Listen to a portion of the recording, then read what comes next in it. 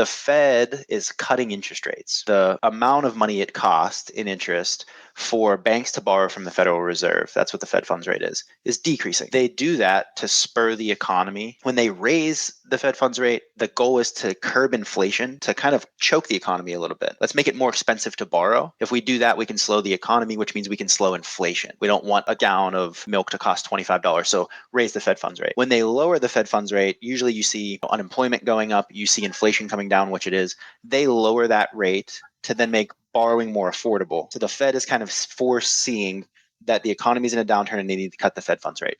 So, and this, every time the Fed cuts rates, makes me a little frustrated because of the misinformation. Undoubtedly, a number of people will reach out and say, what are rates now? I see the Fed just cut. And then I'll go on social media and I'll see realtors posting, the Fed funds rate was this, your mortgage rate would have been this, now it's this, here's your new mortgage rate. Oftentimes what happens is the Fed cuts rates and mortgage rates go up because it's seen as inflationary. So over time, there tends to be a correlation. When the Fed funds rate is low, mortgage rates tend to drop over like the course of like a year or two. Whenever the Fed cuts rates, a lot of times the rates immediately the day after go up. You'll get all these calls. They're like, I see the Fed finally cut rates. Whew, thank goodness. Like, what am I looking at now? Maybe $1,000 less a month. That's the biggest piece of misinformation that is out there, is that the Fed cuts rates, mortgage rates drop.